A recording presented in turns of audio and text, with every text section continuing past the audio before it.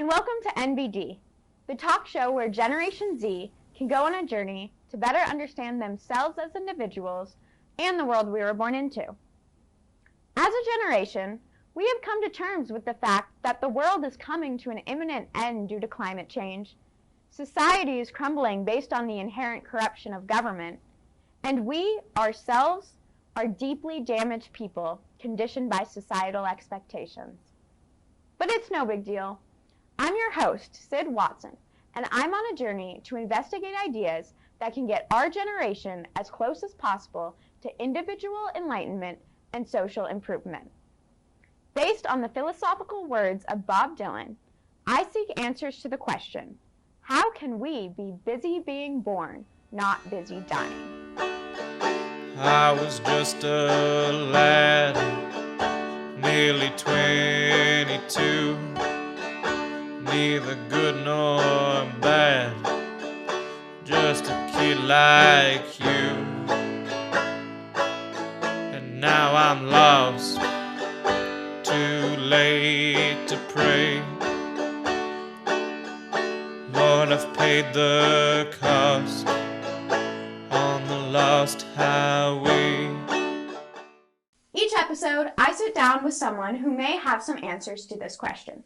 Today, I have Michael Kroeger with me to discuss health and wellness culture and its possible values and consequences.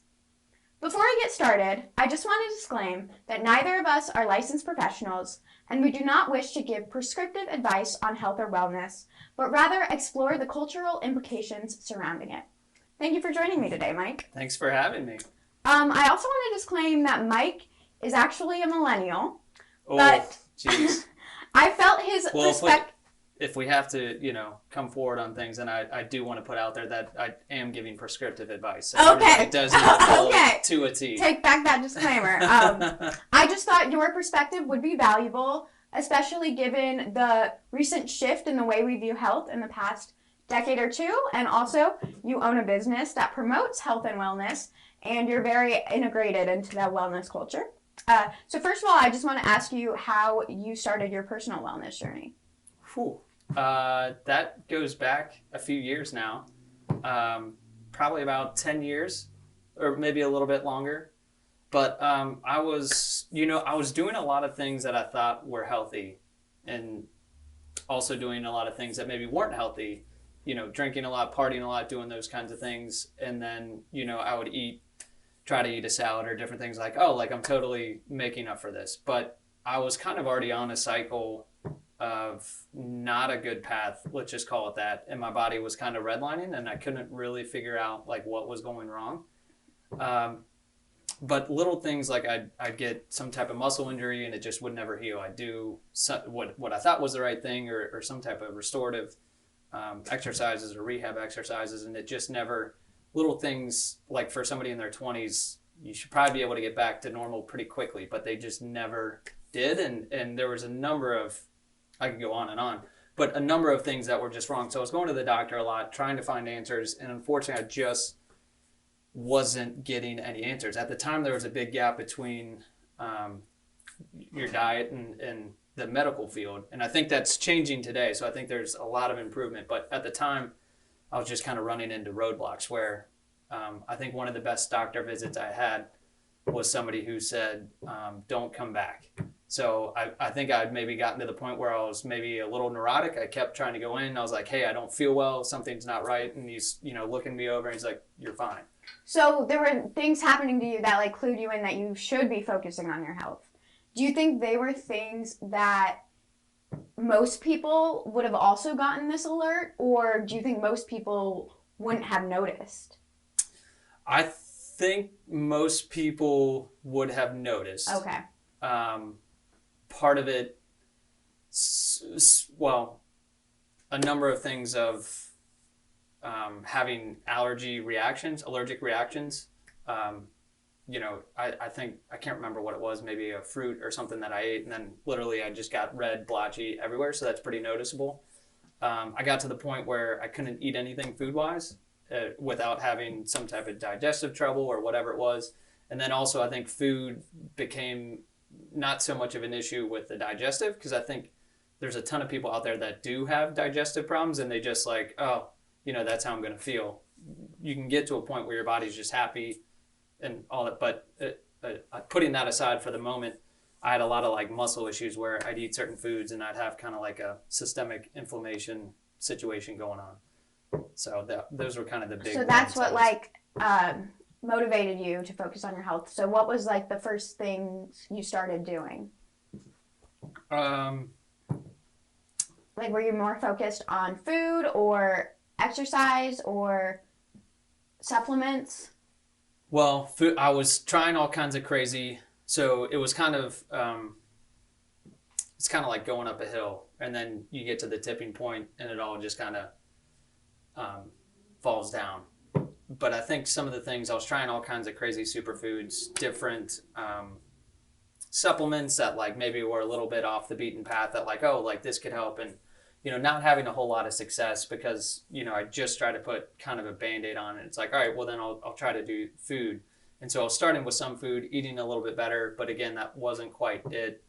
Trying to do some exercise, but again, then, dealing with muscle pains or injuries, it all got to a stop. But I think for me, I got to the point where I think I went to the doctor, had an allergy test, and then I came back positive on allergies of kind of all the food that I was eating in the past 2 weeks. So I was very confused as to like why that was. I'd never been allergic to some of these things.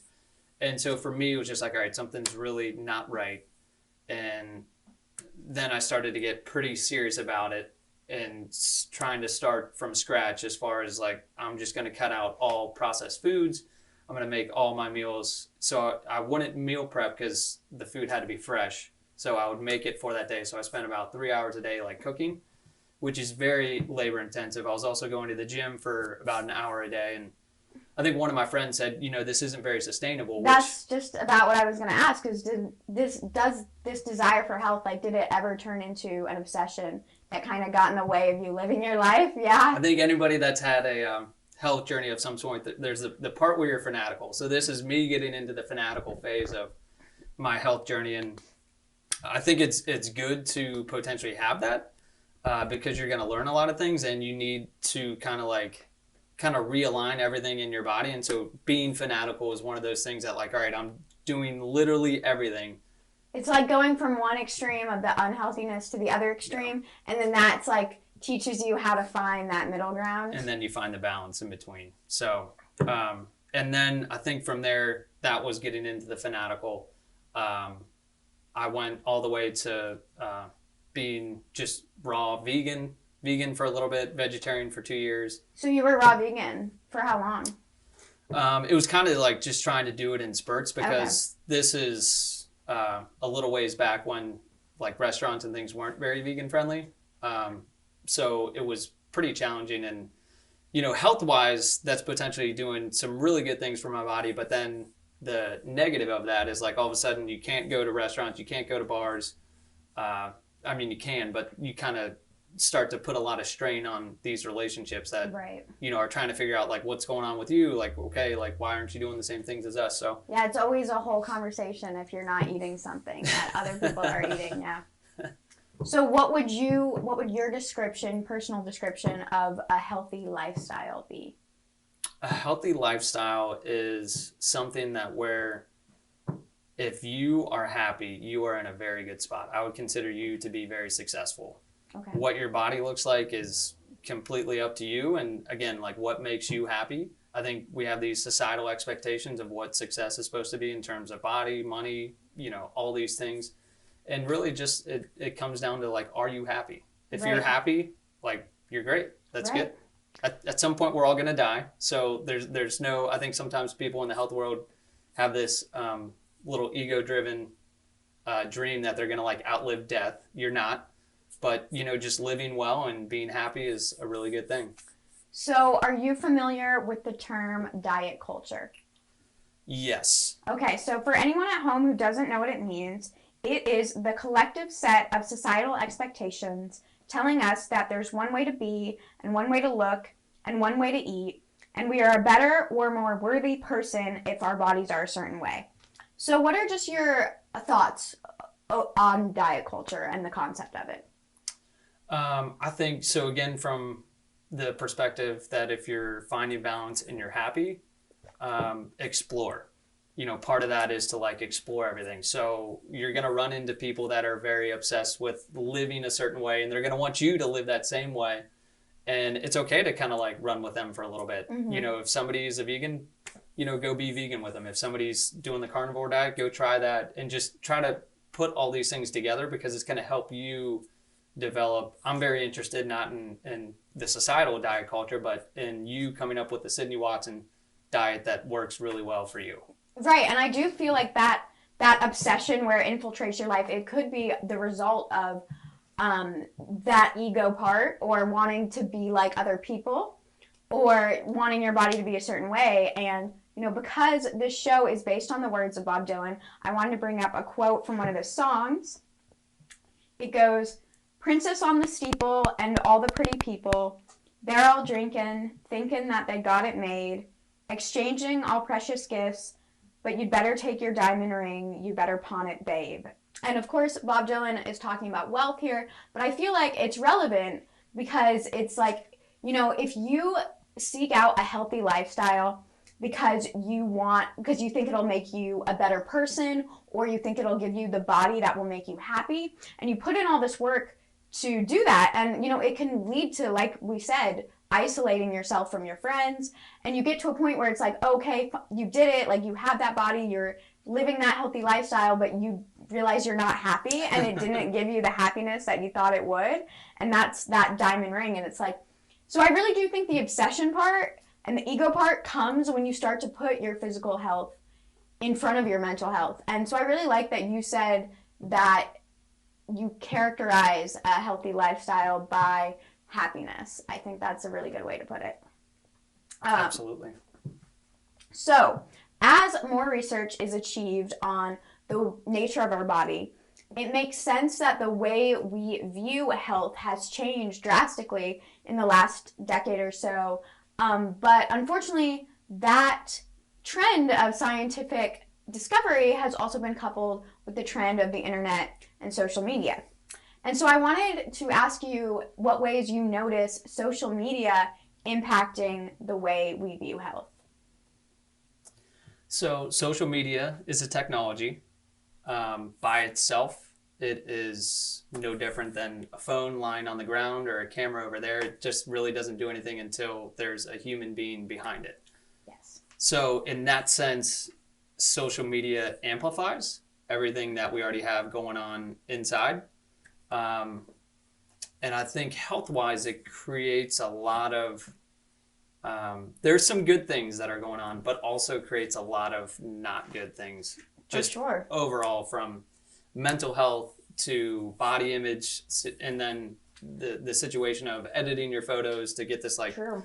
You think of a New York magazine cover, now everybody's doing that, and we're losing the idea of like what a real person is, because I just looked on my phone and that person looks perfect, and I know I'm looking in the mirror, I don't look perfect. Right. No, I shouldn't say that. Yeah, you look perfect, Mike, of course. No, but so now everybody gets to edit and create, which is, great from the creative side, but from the image I'm putting out there is very not real. Right.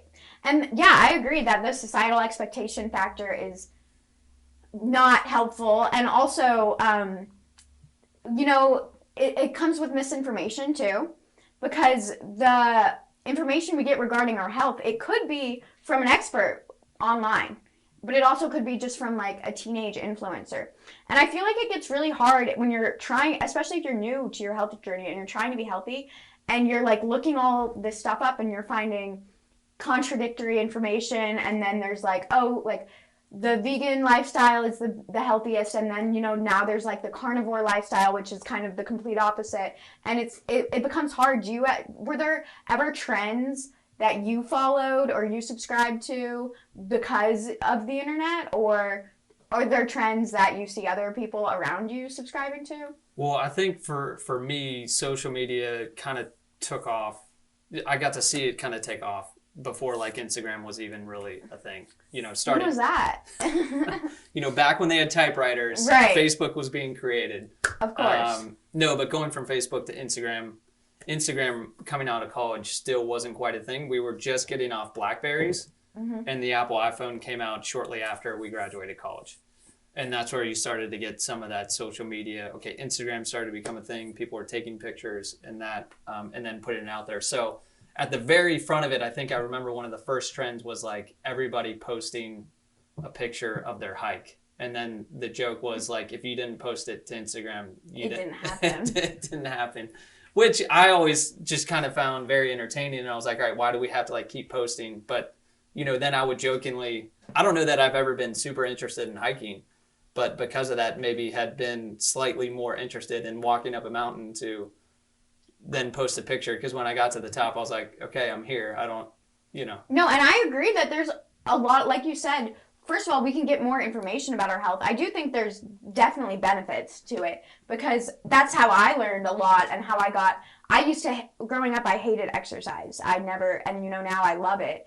And it's because I had access to information on Instagram that I would have probably been too afraid to ask someone in real life. And also, it's funny that you say the thing about the hike because I feel like, yeah, on one hand, it's like, is it an ego thing? Or are you just doing it to be like, I went on a hike? But also there's, have you ever heard of Strava? Yeah. Yeah, and like I feel like that's a great way, especially I have a lot of friends who don't live close, and it's like a way to exercise with people, even though you're not really with people. So I think that's a definite benefit. And I think there is a lot of that there. That's kind of the underlying story going on, where you're able to create communities with people that maybe otherwise you weren't, or maybe just in a chat room, like you knew about, like, hey, like going for a run today, I'm doing my 6 miles or whatever. And like maybe the area you live or your friends aren't interested in running at all. But now that like things like Strava or different communities out there where you can have this collaboration or have this support system, that is a very good thing, and that is out there. Although I think sometimes it just gets trampled with a lot of the negative. And It definitely can. One trend that I've noticed from social media that I think is positive is weightlifting for women. I feel like 20 years ago, women would be like, oh, I don't want to get bulky, or men wouldn't want women to weightlift. But I feel like now it's very normal for women to weightlift and they want to. And I think that's a really good thing that's come out of social media. And I've never been super big into heavy lifts, although, so the past actually 6 months, a year, I've started to get more into heavy lifting. I've always been into maybe some other things, more functional stuff or whatever it might be. So I've been going to the squat rack and paying a little bit more attention to that. And then I think there's been a couple times I've gone to the gym and there's been more women on the squat racks than guys, which I thought was like the coolest thing. You know, so it's like this, definitely, I love to see for all these societal expectations that we have and will always have. I always love seeing people to kind of break those stigmas. Me too. Circling back to diet culture here, I wondered how you notice diet culture pervading in your line of work. I think, so as far as our business and the vibe that we try to put out there, it's Mike owns a smoothie shop, and it's all Whole Foods smoothie shop. Anything else you want to say about it to give them some context? You work there. I work there. Yeah, can't do it without you, so you're one of the driving forces, which is awesome. And thank you for that. Yes, of course. So, well, I'll just put it out there. We just try to have a very welcoming, not overly pounding the pavement about diet or how healthy things are. Right. We don't do any additives or anything that's like a fake ingredient, so to speak. Right. A lot of times, though, I will see, so as far as our clientele, we try to reach a wide base of customers, right? So we're not overly expensive. It's not the cheapest thing in the world. Right. But I'm not specifically just driven to catch the paying a premium price and getting the top of the top health community that's very focused, very interested in one specific diet or one way of life. We love to have them, but I think sometimes the things that I run into is just seeing people that are still in a fanatical part of their life where they're like super attached to anything that's considered sugar. Right. Lumping, refined sugar and fruit sugar into the same category. Yes. And then anything where it's, just those The types carbs of too, carbs. like in bananas. Same thing where it's like sometimes back to what you were talking about where women don't want to lift heavy because they're afraid they're going to get bulky. And starting to realize like, hey, if you actually build strength, it doesn't mean you're going to get obsessively bulky, but you'll just be in really great shape and you'll love your body. Right. So I think I just see sometimes that people are stuck in the fanatical phase, which I've been there, so I get it.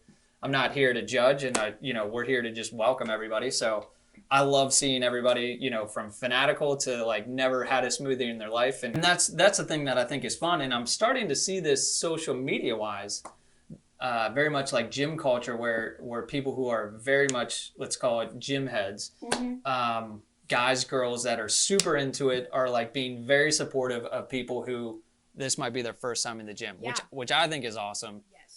Okay, so Mike, finally, I would like to ask if there's anyone out there who wants to begin their wellness journey, where would you recommend they start, and what would you recommend they avoid based on your own experience? Where would they start? So I think I've kind of gone back and forth because I've thought about this a lot as I've gone through it. I think you have to figure out whether you're a super balanced person to begin with or you're an extremist. If you kind of know you're on the extreme end. I would say we're both extremists. So I feel very comfortable like jumping into the deep end where I don't know and just going all in, and I don't care if I struggle or it's crazy or whatever. Right. Searching intently for this balance, which is for a lot of people not the way they're going to want to do it at all. Mm-hmm. As far as like going into a pool, I'm good to go in the deep end. Most people probably want to take it step by step into the pool, and it's a very great experience. And I say that because, going into the deep end sounds like, oh, that sounds funny or fun. Like, there's moments when, health-wise, I was, like, very scared about what was going on with my body. So, people might not want to have that barometer of, like, okay, I don't want to go all the way over here just to get all the way back here. I might want to be, like, here and go a little bit here. It just depends on what that person is. So I think first kind of figuring out where you are, extremist, more balanced person. Two, then kind of finding out like what makes you happy. So if it's like, hey, I need to exercise more, or like that instinctively. Don't necessarily go to the gym because that's where you think you have to get exercise. Maybe you do like walking or going for hikes or dance. Like just weave that into your world because the lifestyle that you create is going to keep you going. Totally. Where so many people try to jump in and say like, oh, I know I'm supposed to go to the gym 3 days a week, and I know I'm supposed to eat a kale salad once a day, and I know I'm supposed to do this, and if it's nothing that you have any interest in, you're going to stick with it for as long as the busyness of your life allows. Right, and I think that's so important because as someone who used to hate exercise so much growing up, you have to exercise in a way that you enjoy for you to enjoy it. And also that's how I got into cooking too, is like making healthy food that tastes good, not just eating like unseasoned raw carrots just because I feel like I have to. So yeah, I agree. We're back to the same thing: happiness and things you enjoy. Yeah. And then just small steps too. Like if you could take a bunch of small steps over the course of a year, 2, 3 years, that's going to add up significantly. Even if diet culture says you didn't lose 30 pounds in the first week, which is not healthy, by the way. Right. But we have these results-driven mentalities that if you don't see immediate results, you're failing. Why even bother? The crazy thing of how successful you can be by taking small steps and adding that in, and then like never stepping back on those small steps, it's incredibly powerful. Completely agree. Well, Mike, thank you so much for talking to me today. Thank you, Syd. Of course. Thank you for getting busy being born. I encourage anyone out there watching to think about how you stay not busy dying. Now, boys, don't start your rambling round on this road of sin, or your sorrow bound. Take my advice, or you could just the day you started rolling down that lost highway.